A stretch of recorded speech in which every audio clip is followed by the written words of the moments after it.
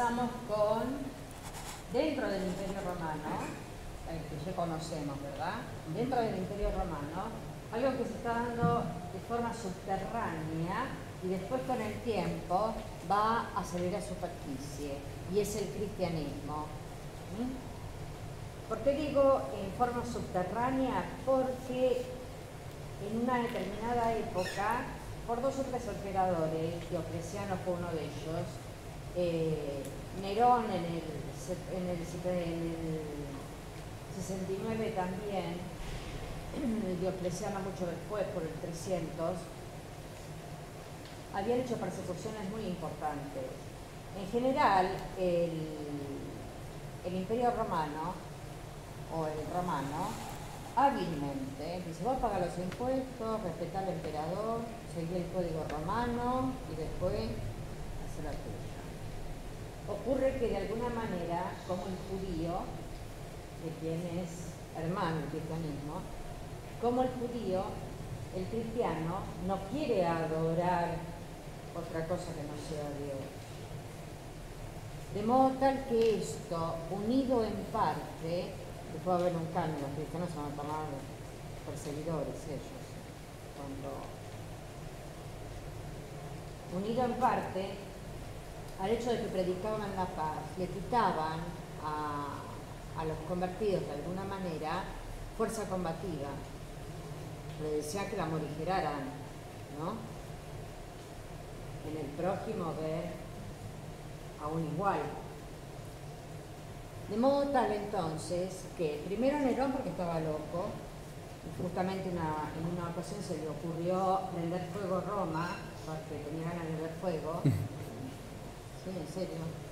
Y al día siguiente, cuando vio la reacción de la parte de Roma que había quemado, se asustó y dijo: fueron esa secta, la secta esa.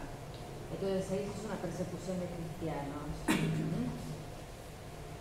Por supuesto que todos los cristianos son judíos. Después empiezan a convertirse gentiles, como lo llama Pablo, es decir, politeístas. Y después se expanden. Fíjense ustedes que ¿qué relato recibe, por ejemplo, alguien del Imperio Romano que no está en Jerusalén? ¿Qué relato recibe 70, 80, 70, por el 80, 90 después de Cristo? Hay un muchacho, un joven de unos 30 y pico de años que predicaba tales y cuales cosas, y la resurrección en cuerpo y alma. Entonces, nosotros que tenemos la idea absoluta de que Cristo desde el primer día fue como el de las estampitas, no, saquemos esa idea de cuajo. Aparte, esto es desde los inicios del cristianismo. ¿A qué me refiero? A que, en general, la imagen de Cristo responde, y mucho, al momento histórico correspondiente. Por ejemplo, los primeros Cristos van a ser sin barba, porque el romano de esa época pensaba que la barba era afeminada. Así que son Cristos, son jóvenes, de patilla corta, rasurados, pelo castaño, sandalias romanas, túnica corta. Así aparecen en las catacumbas, que son los lugares que en las afueras de la ciudad, y en general en torno a grandes avenidas de entrada a la ciudad, de entrada a Roma, por ejemplo, hay catacumbas por todo el imperio, Antioquía, Siria, en todas partes, Egipto, etcétera, etcétera. Nosotros vamos a tomar solamente una de Roma porque las demás responden a las características que vamos a ver en las de Roma. Entonces, los cristianos, ateniéndose rigurosamente a estos dichos, resucitarás en cuerpo y alma, no va a querer cremarse como el romano. El griego y el romano más bien se cremaban, aunque alguna vez se inhumaban también, in humus, en la tierra, no el cuerpo. el cristiano no lo acepta. No lo aceptó hasta 1966, con el Papa Juan XXIII, que dijo, aunque te cremes, la resurrección es en cuerpo y alma. De manera que durante 1966 años, cremarse jamás un cristiano. De modo tal entonces que necesitan lugares para enterramiento. Y así empiezan a excavar las catacumbas. Las catacumbas son tumbas. Por ejemplo, la catacumba, tumbas gigantescas en el sentido de la proyección a lo largo del terreno. Por ejemplo, la catacumba de Domitila, tienen distintos nombres por algún santo así. La catacumba de Domitila, por ejemplo, tiene 114.000 tumbas. 114.000 tumbas. Y como 180 kilómetros de largo. Toda una serie de pasillos por los cuales tenés que entrar con guía porque si no, no salís más. Fuiste. Entonces ahí entierran al difunto, hacen una breve ceremonia y vuelven a superficie. No viven en las catacumbas, cuidado, porque a veces hay alguna película medio torpe que los ponen viviendo. ¿Quién vive en un cementerio? Y en pasillos así angostos, todo tumba. Y ¿qué va a ocurrir? Ahí va a empezar, pensemos que estamos en el medio del Imperio Romano, con los retratos, ¿se acuerdan los retratos realistas romanos?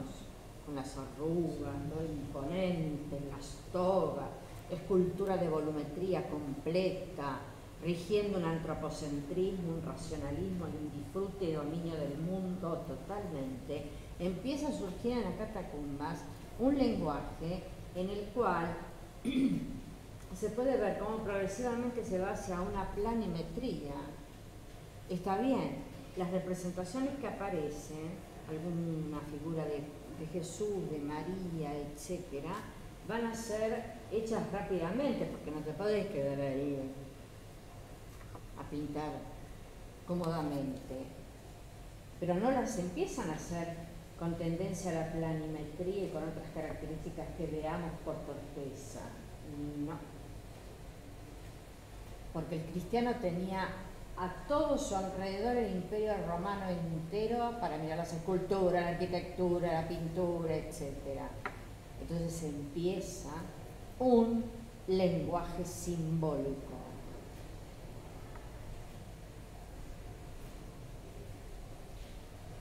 Ya sabemos que símbolo es la representación material de una idea. De modo tal que mientras, por decirlo torpemente, en el arriba se están dando esculturas como por ejemplo las de Augusto, aunque Cristo nace bajo Augusto y muere bajo Tiberio, si no es la época de Augusto, más adelante, pero ¿se acuerdan?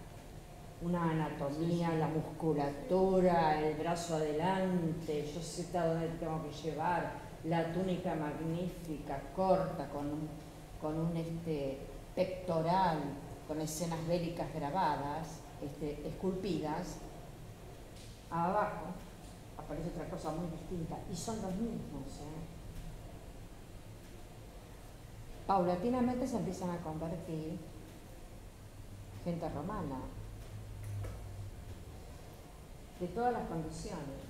Al principio hay una gran fuerza de conversión entre las clases más humildes, pero después abarca también otras clases sociales. De modo tal entonces que, ¿cómo hago yo para comunicarme al aire libre y habiendo 4 o 5, que no sé cuál es el cristiano y cuál es el que me puede mandar al muere, aunque yo sea un senador, nada menos? ¿Cómo puedo hacer? Ictus.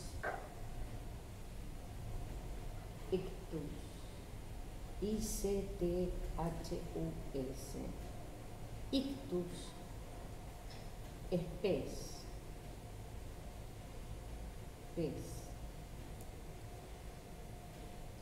Pero también son las iniciales de Jesús Christus. Entonces, cuando ponen un pez, están diciendo Cristo. Y otro que no es cristiano ve un pescado. ¿Se entiende?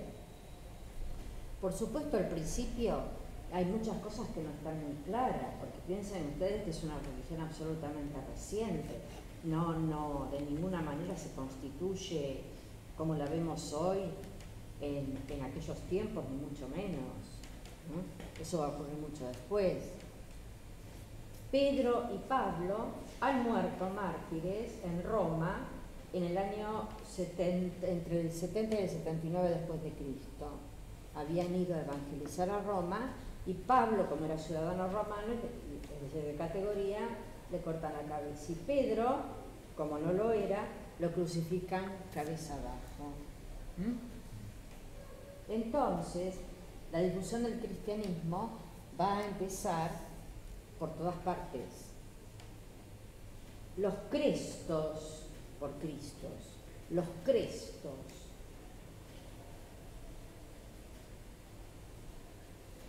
Como lo llama alguno que otro testimonialista romano, van a ser para ellos una secta,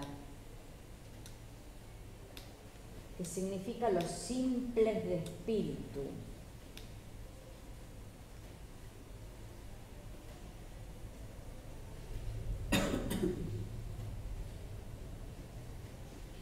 Van a pasar 300 años antes de que surja un emperador que dice: yo no ordeno al imperio. Cuando hablamos de imperio, tengamos presente norte de África, España, Francia, hasta la mitad de Inglaterra, hasta Escocia, la mitad de Inglaterra, por supuesto toda Italia, Córcega, Cerdeña, parte de Asia Menor, el imperio romano. Este emperador, que impera sobre todos, va a decir: no obligo al imperio a convertirse conmigo, pero sí los obligo a que no persigan más a los cristianos. Entonces, mediante este edicto que se conoce como el Edicto de Milán, muy importante, año 313 después de Cristo, el emperador Constantino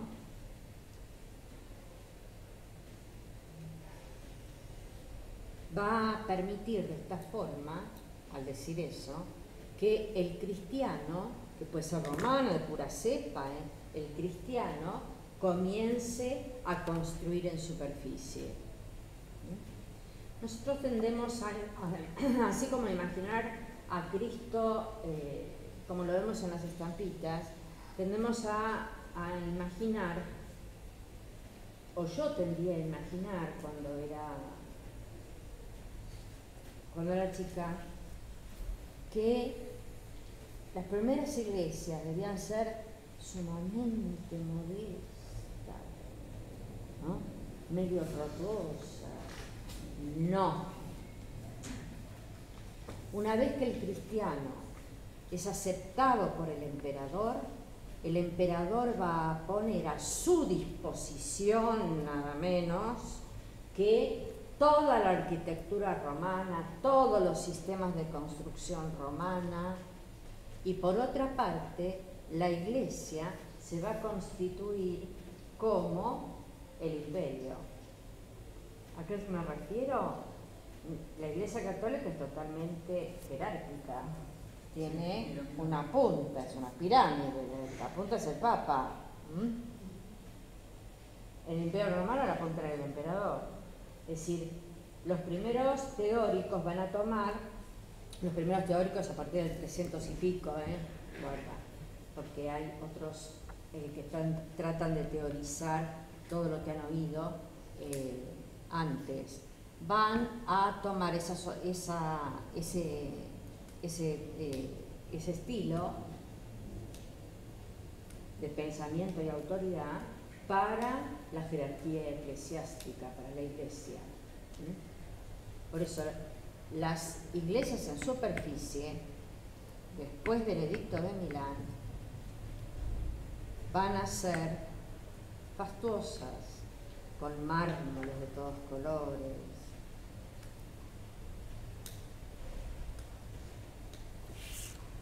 Y permanece, por supuesto, el lenguaje simbólico.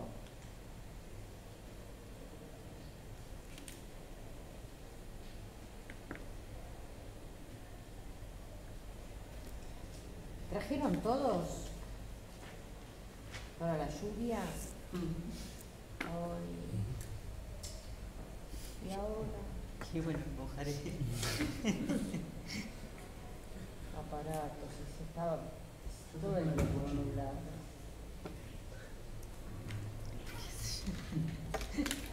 Una bolsa de rosita. Gracias, Clau.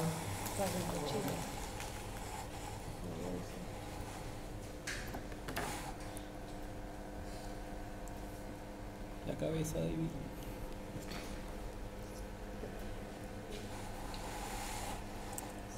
Esta es una carretera de Roma. Nosotros sabemos que Roma era, tanto en tiempos de la República como en tiempos del Imperio, una extraordinaria constructora de puentes, caminos y acueductos, de manera tal de comunicar todos los puntos a los cuales iba llegando.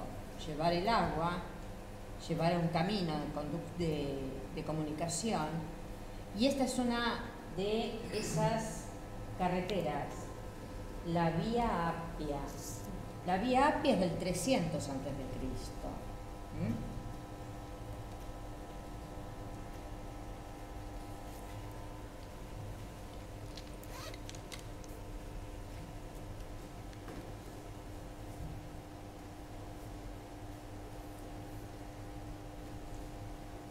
En las afueras y a lo largo de estas carreteras se hacen las catacumbas.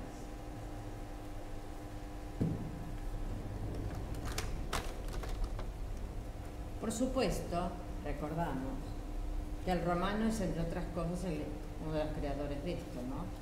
Es decir, que uno puede venir con un micro por el asfalto y puede ir a la carretera que es romana del 500 a.C. y seguir perfectamente sin que le pase nada. Es decir, los adoquines, unidos por pedregullo, aceptan la vibración de un carruaje de 4 caballos o de un micro actual. Si nos movemos un poquito para acá, para acá, en los árboles, miren lo que vemos. ¿Ven los árboles?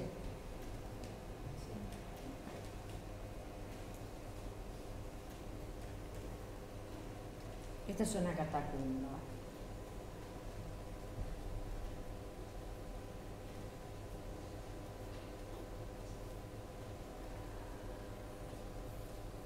Aquí tenemos tanto los bancos como esta construcción que hay por acá, que es posterior. En la época que estamos hablando, quedan originales estas columnas que quedaban bien abajito, ¿ven? Una vez aprobado el cristianismo, ya pusieron un ábside, hicieron una construcción en cuarto de esfera con un altar. Pero si nosotros vamos para allá, para allá, para allá,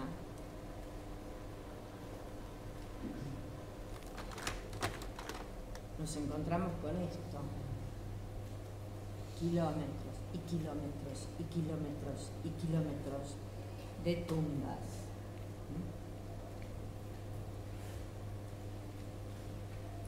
Se ponía el difunto, se ponía una lápida, se rezaba y se iban a superficie. Es por supuesto un laberinto, y estoy hablando de una sola, no de las miles de catacumbas que hay. Esta sola tiene 114.000 tumbas. Muchas lápidas, por supuesto, y otras cosas han sido retiradas y están en los museos. Y otras las han dejado in situ para que uno pueda verlas. seguimos y seguimos y seguimos y seguimos. Hay zonas iluminadas, como les decía, que hay que hacer con guía porque si no el camino de regreso nunca más, nunca más.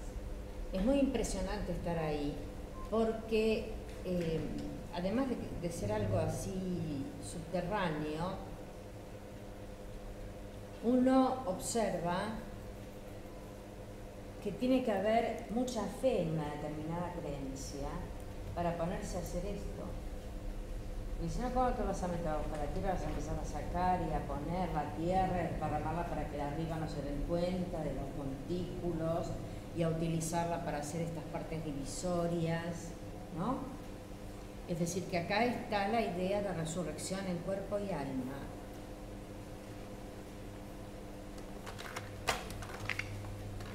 Miren, una lápida in situ. Como ven, hecha sobre mármol de una manera muy sencilla.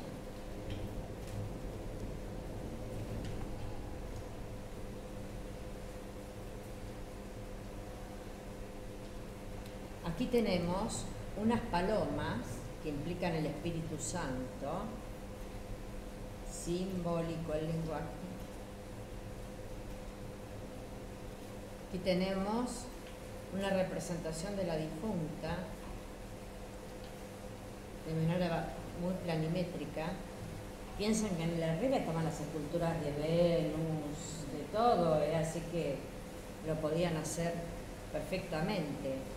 Pero acá la planimetría apunta a la trascendencia. Este mundo y sus cosas no, el otro. Y por otro lado, fíjense ustedes que con las comisuras de los labios hacia abajo está mostrando un momento de pesar. Sin embargo, con calma, miren los pliegues como caen linealmente, sin retorcimientos del cuerpo. Y por otro lado, está mostrando las palmas de las manos. Eso significa, simbólicamente, que no tiene nada que esconder a Dios.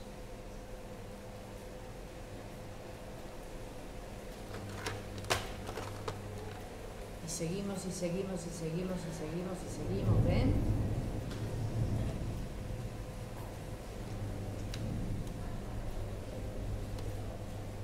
Y vamos encontrando aquí y allá representaciones como estas, en las que con una gran simpleza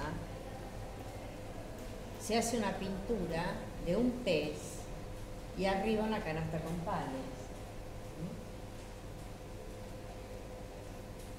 Cristo como alimento y además ictus, Jesús Christus. Fíjense ustedes cómo la canasta está rebatida. En vez de irse hacia atrás, las cosas se van hacia arriba para que se vean. Es un lenguaje simbólico que va tendiendo cada vez más a la planimetría. Seguimos.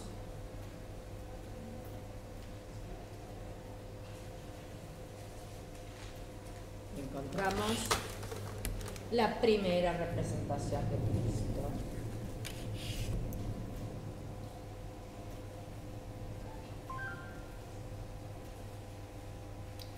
No es una época en que haya fotografía ni ningún tipo de cosas, pues de manera tal que todo llega por boca.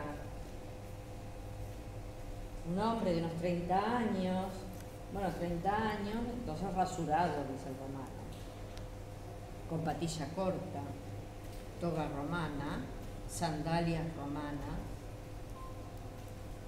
Y acá lo que lo hace ser Cristo es el hecho de que tenga dos ovejas a los costados.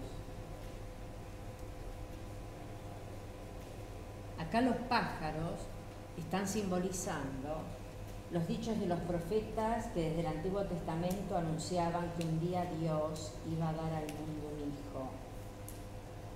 Las plantas no están por ellas mismas, sino que están anunciando el alimento que procura Él con su palabra. El cordero cabrito sobre los hombros está simbolizando el alma perdida, tras la cual fue Jesús en su búsqueda. Cuando en el relato en que los fariseos le preguntan si te pierde una oveja en sábado, Shabbat, día dedicado a Dios, ¿la vas a buscar? Y él dice, sí, la voy a buscar. Es un día en el que no hay que hacer nada, ¿no? En honor a Dios. Por eso después el sábado es para los judíos, el domingo para los cristianos. Y con eso le está implicando que es un lenguaje de parábola, está diciendo que para él lo que se pierde es un hermano, un cristiano, un alma. Entonces la va a ir a buscarse al día que sea. ¿Qué? ¿Entienden? 2 ovejas a los costados o cabritos ya significa la reunión, ecclesiam, la reunión de fieles. El círculo indica la universalidad.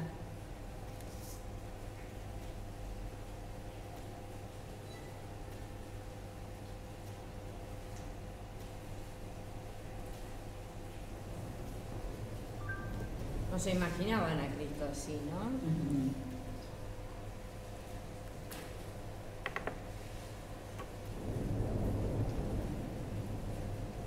En el Renacimiento del siglo XV lo vamos a ver como un bello joven apoyado elegantemente en la cruz, antropocentrismo otra vez, con el cuerpo levemente curvado, pero sin muestras de un dolor agónico.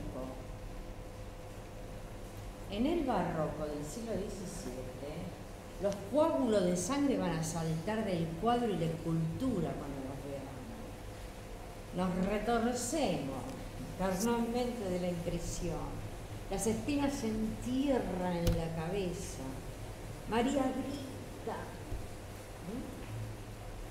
En el siglo XX vamos a ver un fémur y un húmero atravesados sobre 2 niñas que figuran la cruz. Picasso. Cuando le dijeron a Picasso que tenía que ser el reventado de siempre porque vos no crees en nada, él dice, ¿por qué no van a los campos de concentración? Si él viviera estaría así. Y era la época que estaba sacando huesos y seres humanos que habían llegado a un estado tal de degradez y consumo que eran realmente esqueletos caminando. La figura de Cristo responde en los grandes artistas a la época que se está viviendo. En el expresionismo alemán del siglo XX va a aparecer un Cristo enorme que parece una especie de figura que están sacando de la cruz y está así.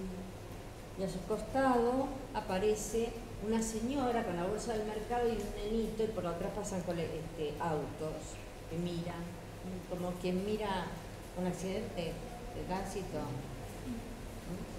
¿Y qué están diciendo? Salimos de la Primera Guerra Mundial, ¿qué te parece? Nada vale nada. Y a él lo mirarían como a una curiosidad.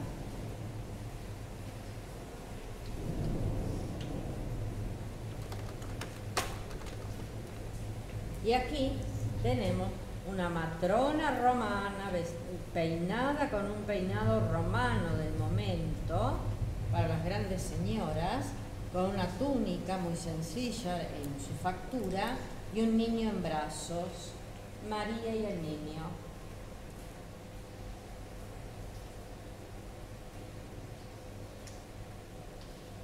Progresivamente los ojos se van agrandando,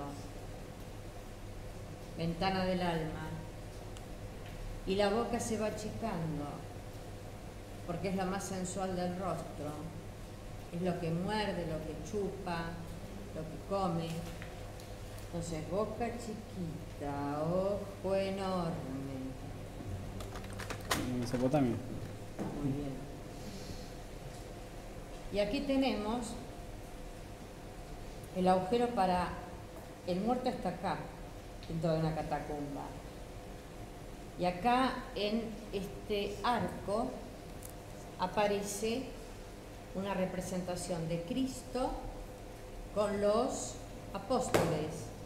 Y podemos ver cómo se ponen en torno a él, ya creando una perspectiva jerárquica. El más importante moral y espiritualmente es el más alto. E incluso dos de ellos sostienen por detrás una tela para doblemente destacarlo. Sin barba.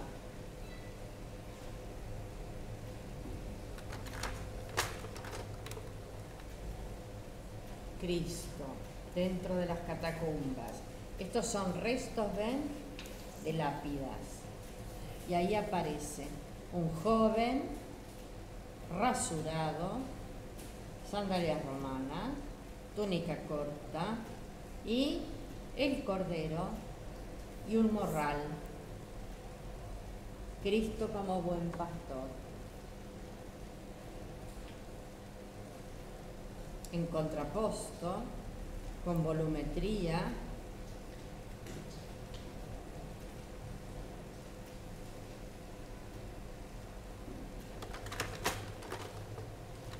acá tienen otra lápida, el ancla y los peces, ictus y el ancla, otro símbolo cristiano. Aquello que me saca de la oscuridad, que me da raíces.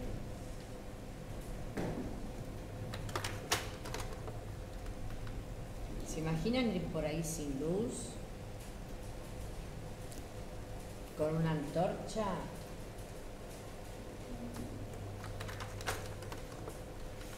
Y aquí tenemos otro.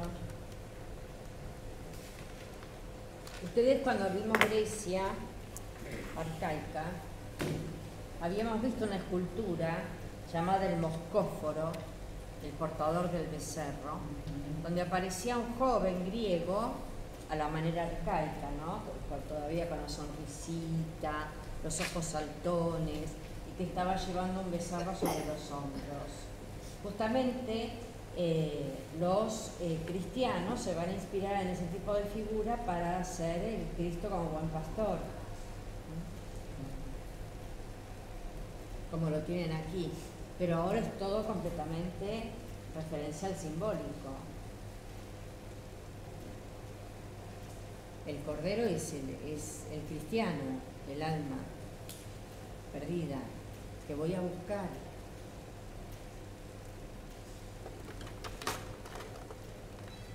Y aquí tenemos, ¿ven la fosa para el cuerpo? Acá. A estos enterramientos, porque también dentro de las catacumbas, en la medida en que se van enterrando, en la medida, perdón, en que se van convirtiendo y por lo tanto al morirse enterrando, familias más prósperas o más de alcurnia, hay algunas partes en las que aparecen enterramientos en arco solium. Arco solium. Y allí podemos ver una pintura en la que aparece Cristo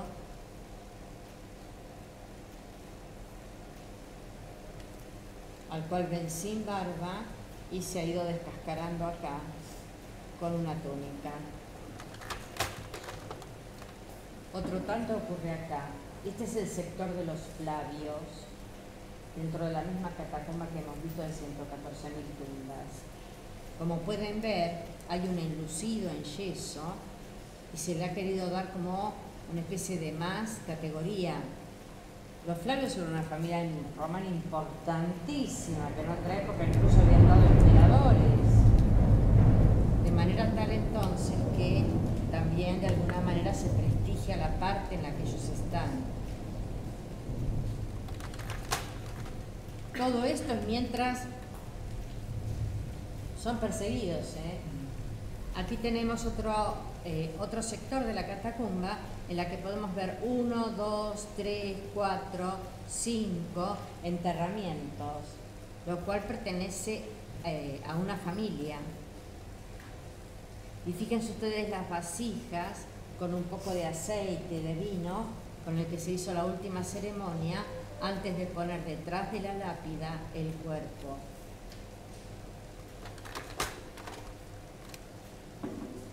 Y acá observen, es para adentro el lugar donde está el cuerpo.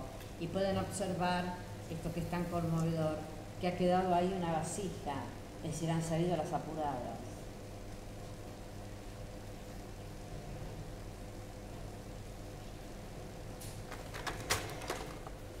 Y era este lugar. Miren, los lugares para enterrar. Y acá un fresco prácticamente perdido, ¿no?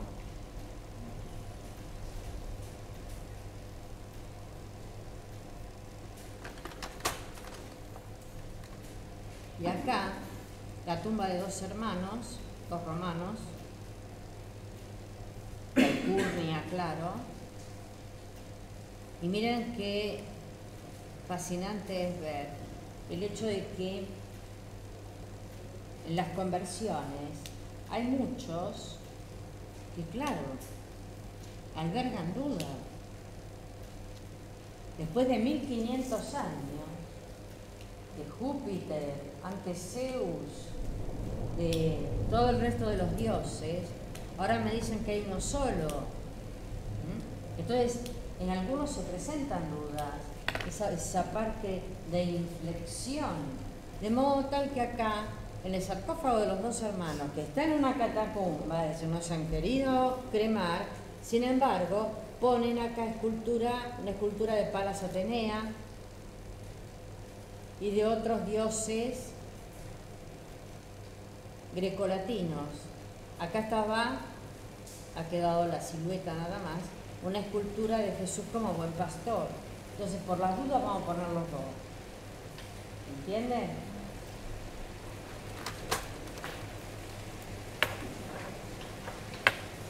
Ah, la flauta, sí.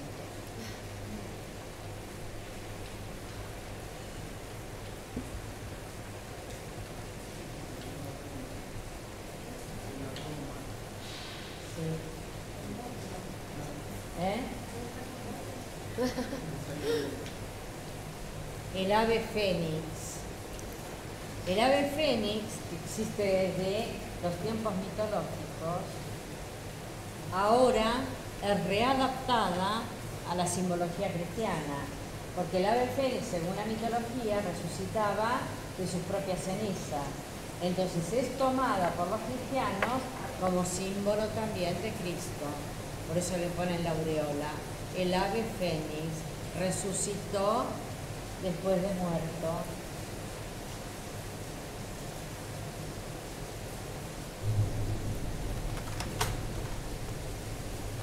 Y este es fantástico.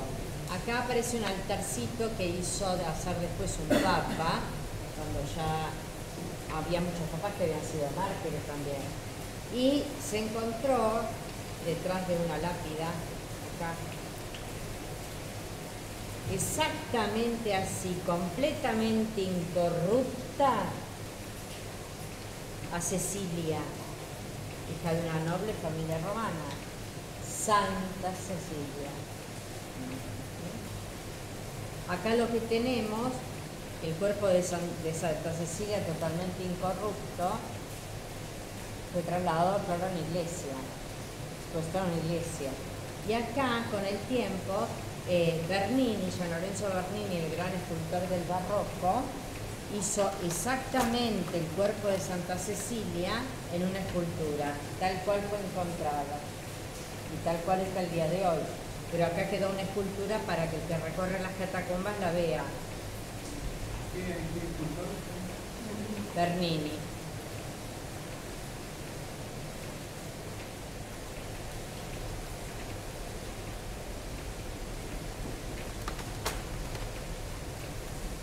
Y también en algunas casas, en lugares claros secretos, se da un baptisterio, se hace un baptisterio.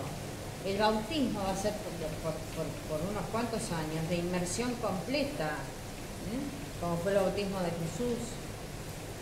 Entonces acá tienen ustedes una especie de pileta donde se da el bautismo.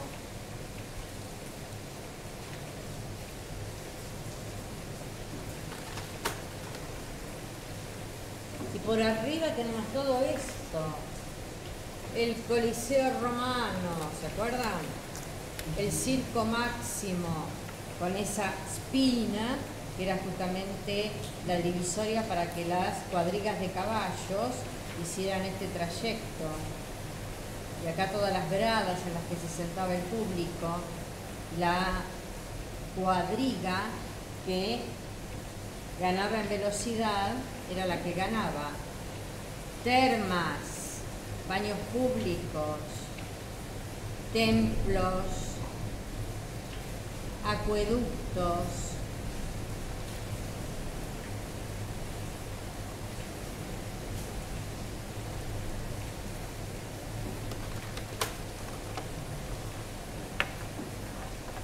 ¿Qué es esto? Bien. Un arco de triunfo. Es característico de la escultura de la representación romana del imperio. Puede tener un arco de medio punto o tres, como acá. En el arco de triunfo, de tal o de cual arco de triunfo de Tito, el emperador Tito, el arco de triunfo del emperador Diocleciano, el arco de triunfo acá de Constantino, es una construcción para conmemorar el triunfo de una determinada persona que ha traído para Roma una nueva conquista.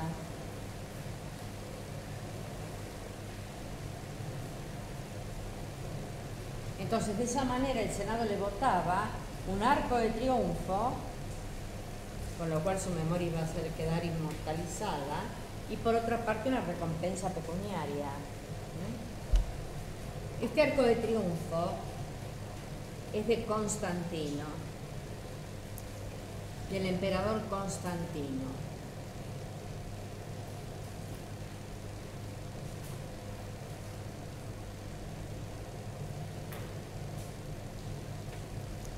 Les cuento.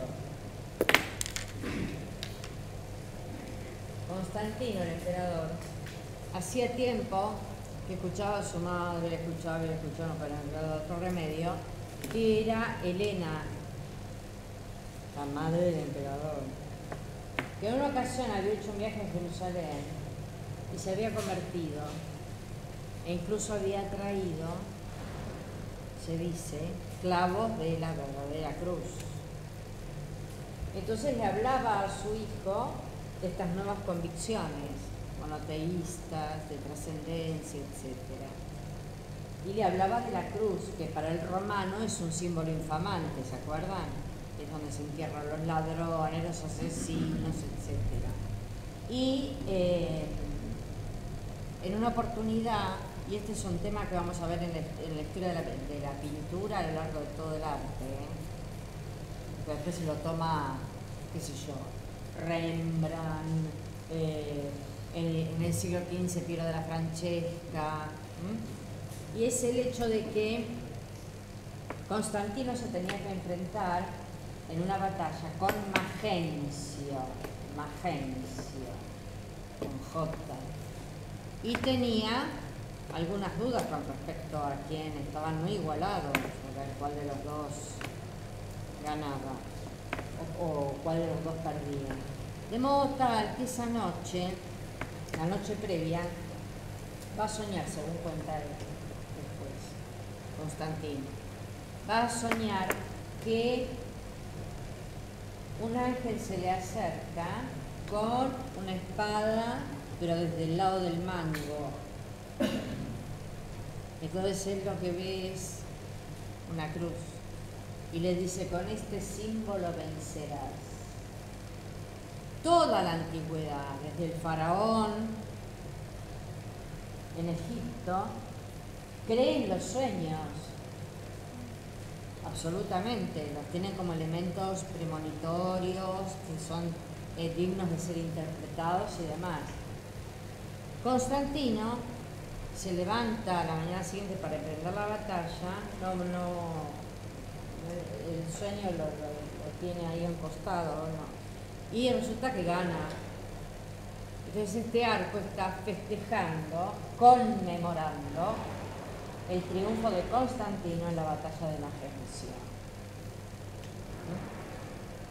Y entonces Constantino, en el 313 después de Cristo, va a decir: no ordeno al imperio a que se convierta al cristianismo, pero sí ordeno que no se los persiga más.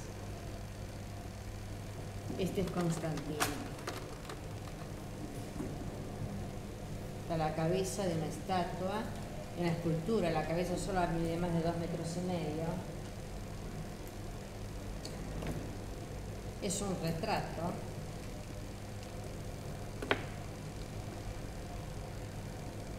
Pero levemente, como pueden observar, se ha puesto el acento en los ojos, e incluso unos ojos que miran hacia arriba. Se ha horadado esta parte, cavado, para darles una mayor sensación de espiritualidad. Es el hombre más poderoso, pero por otra parte se le subraya la espiritualidad. Aunque hay historiadores que sostienen, y ni se hemos de tener en cuenta, no digamos, cuidado, que Constantino muy hábilmente supo ver que el Imperio Romano estaba en franca decadencia por el abandono justamente de los grandes funcionarios, etcétera, entregados a una vida regalada, tranquila, cómoda, y vio en los cristianos una fuerza joven y un espíritu nuevo, y entonces de alguna manera apostó a ellos para fortificar el imperio, que igualmente 100 años después va a terminar cayendo bajo las invasiones bárbaras de Occidente. Aquí tienen a Constantino entonces. Este es el sarcófago que le dedica a su madre. Helena es Santa Helena. Y aquí el enorme sarcófago de Pórfido, apoyado sobre leones, aparecen escenas de la batalla de Magencio, con Magencio. Y aquí aparece Helena. ¿Dónde están?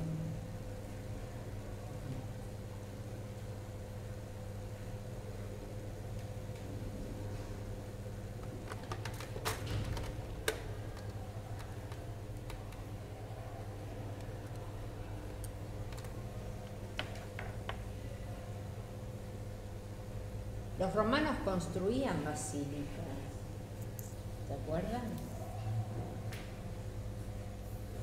La basílica para el romano era como una especie de bolsa de valores. Construcciones muy grandes en las que dejar libre de columnas grandes espacios internos cubiertos para la afluencia justamente de comerciantes y potentados de toda parte del imperio. La comanda un basileus, de ahí basílica, un basileus, que sentado acá va diciendo: bueno, a tanto la bolsa de trigo, a tanto el oro, a tanto, como un mercado de valores. ¿Se entiende? Ahora, ¿qué ocurre? Cuando el cristiano, a partir del 313 después de Cristo, comienza a construir en superficie, observa que le viene muy bien la forma de la basílica romana. cambiándole cosas, haciendo una iglesia toda, desde la base hasta la punta, toda por ellos mismos, ¿no? Pero basándose en este tipo de construcción. Fíjense, esta es la Basílica de Magencio, que se enfrentó con Constantino. Aquí podemos ver enormes arcos que se proyectan en profundidad, dejando todo este espacio, que es muy grande, no se engaña, acá hay un grupo de gente, y que les permite estar en un espacio cubierto, pero poder deambular y agruparse. Entonces, ¿qué hace el cristiano? Le va a sacar en su pensamiento, ¿no? Para las iglesias, le va a sacar estas paredes intermedias y le va a cambiar la direccionalidad. En vez de por acá, cierra toda esta pared, abre acá y pone el enorme cuarto de esfera donde estaba el Basileus, acá, el ábside, la entrada al oeste, donde se pone el sol, el reino del humano, el mundo del humano, y el altar en el ábside que traslada acá, en el este, por donde surge el sol, surge la luz, surge Cristo resucitado. Esto se va a llamar para las iglesias planta basilical.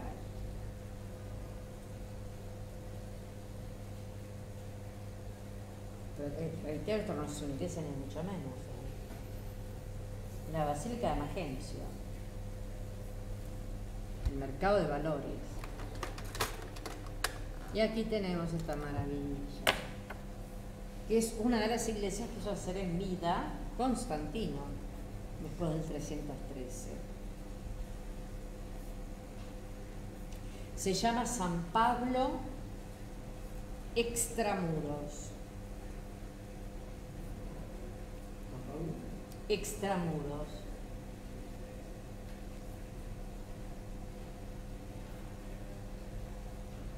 ¿Por qué extramuros? Porque estaba fuera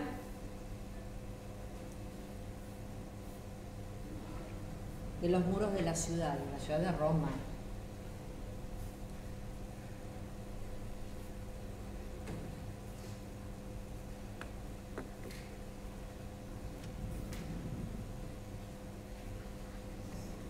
Capitel,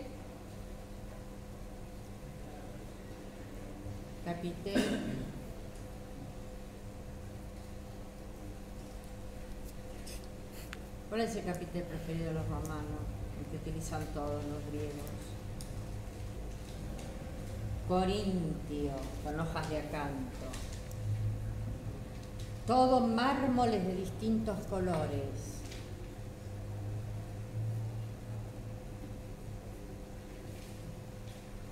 Columnas gigantescas, no se engañen por la foto. Columnas gigantescas.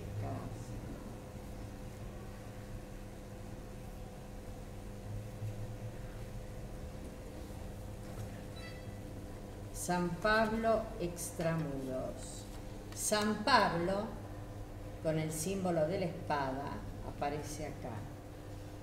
San Pablo que era Saulo de Tarso, judío que se convirtió al cristianismo, empezó a llamar Pablo, se lo representa siempre con una espada en la mano, porque era un gran combatiente de la teoría cristiana. Así como a Pedro se lo suele representar con las llaves del reino.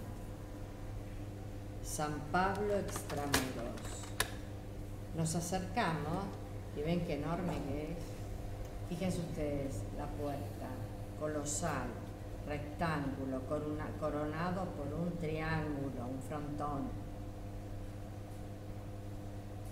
Nichos con esculturas. Todo el esplendor del Imperio Romano puesto a disposición ahora de la Iglesia. Yo les voy a mostrar esta columna, ahí Ahí donde está el láser. Miran. Lo mismo podría ser esta donde está el láser. ¿Ven? Gigantesco.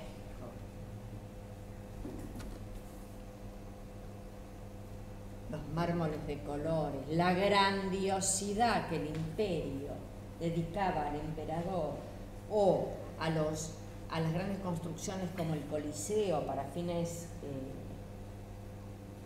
no quiero decir recreativos porque se mataban animales, etcétera, etcétera.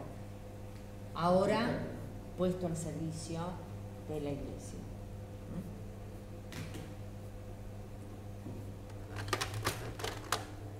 Volvemos, hemos visto ahí.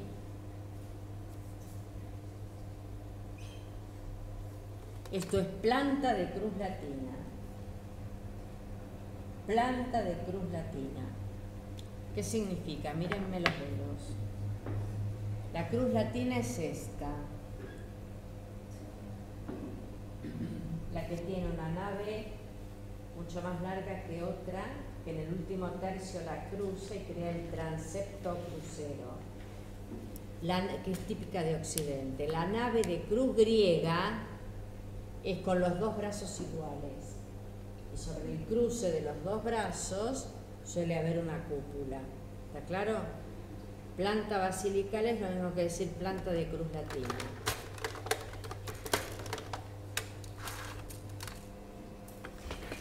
Muestro una más y ya los dejo. Que vayan guardando las cosas. ¿Ven? Este sería el esquema. Y la iglesia es exactamente así, la de San Pablo Extramuros. Dos naves laterales, una nave central, el doble de alto y de ancho que las naves laterales, el doble de alto y de ancho que las naves laterales, columnas que separan las naves laterales de la nave central y en la cabecera el ábside con el altar. Techo a dos aguas y acá el techo es corrido con casetones dorados. ¿Se acuerdan cuando vimos el Panteón de Agripa? El Panteón de Agripa tenía el techo, la cúpula con casetones. Era un panteón que había hecho Agripa, Yerno de Augusto para Augusto. Después se derrumbó y lo rehizo el emperador Adriano. La cuestión es que estamos en cero, ¿no? Con historia 1, creo, ¿no? La cuestión es que se dan estos casetones dorados, no eran dorados en el Panteón de Agripa. Acá en San Pablo Extramuros, el casetón es una forma poligonal, puede ser un rectángulo, que va en orden decreciente hacia adentro para crear una sensación de perspectiva. Miren, imaginen a una primera, estas son las iglesias paleocristianas, paleo antiguo, cristianismo. Es el primer cristianismo que se expresa en superficie. Nunca imaginamos que iba a ser así. ¿Se dan cuenta? Mármoles de distintos colores, reitero, casetones dorados.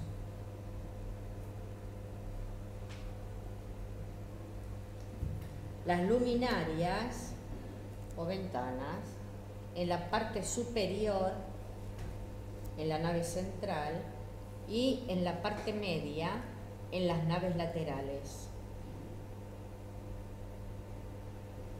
El ábside, donde va el altar. Fíjense ustedes que de esta manera el cristiano genera una dirección sagrada del espacio. ¿Cuál es? La ascensional. No es que este esté más alto que la puerta, pero plantea, a diferencia de la basílica romana que era la bolsa de valores, plantea una direccionalidad que transitar hacia el altar. La basílica romana de los negocios tenía la entrada acá, esta forma acá, de manera tal que se podía entrar por acá, por acá, por acá. Ahora se marca una direccionalidad ascendente, ascendente espiritualmente. Lo amarillo, majestad divina. Esta iglesia además se caracteriza por tener las columnas, como les dije antes, con arcos de medio punto. Arcos de medio punto. Y además, ¿ven todos estos medallones?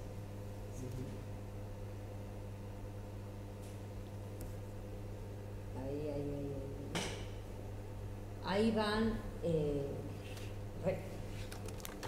retratos. Ya les muestro acá. Acá la barbita le fue agregada después, ¿eh?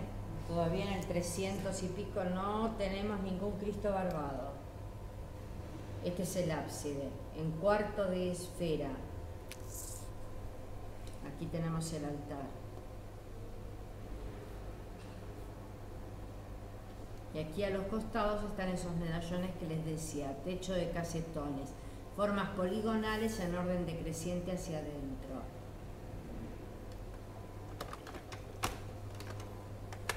¿Ven?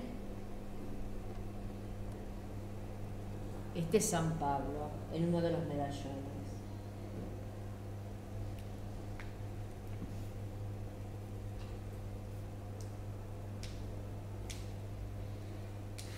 Aquí tenemos musística, el arte de los mosaicos.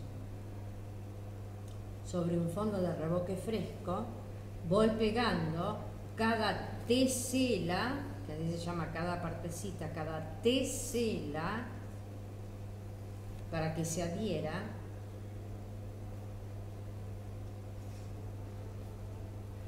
Y aquí tenemos, miren las diferencias de teselas. Vean estas tan pequeñitas. Menores son de Domenique. Acá, acá. Estas más grandes. Es como armar un rompecabezas. Y la figura de Pablo, aureolado de amarillo brillante.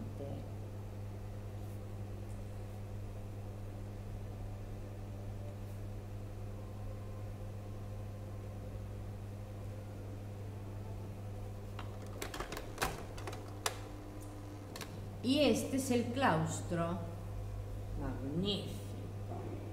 El claustro es de forma cuadrada y es el lugar por donde andan los monjes o sacerdotes, que son una serie de, es un cuadrado con 4 galerías en torno a un jardín. Ese jardín puede tener flores, pero con el tiempo lo que van a tener, porque los monjes se van a especializar en eso, son los únicos que con el tiempo van a detentar la lectoescritura, a cultivar especies vegetales curativas, porque no había otra forma de aliviarse de algo que con hierbas. El claustro de San Pablo Extramuros habla justamente de la fastuosidad del arte paleocristiano. Todo lo que ven ustedes son mosaicos, las columnas son diferentes, por allá deambulan los sacerdotes así y se abre a un patio central. Vamos a verlo de cerca. Miren, qué trabajito, ¿no? Caray. Y acá tienen ustedes incrustados pequeños mosaiquitos de oro. Este tipo de columna así retorcida, de fuste helicoidal, se llama columna salomónica, que va a volver a aparecer después, muchos siglos después, en el barroco del siglo XVII. Y acá, como pueden ver, en los arcos de medio punto, con un intradós muy, muy profundo.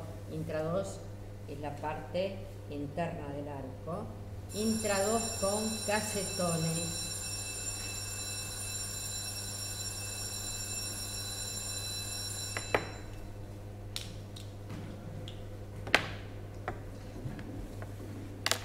Claudito, prende, por favor.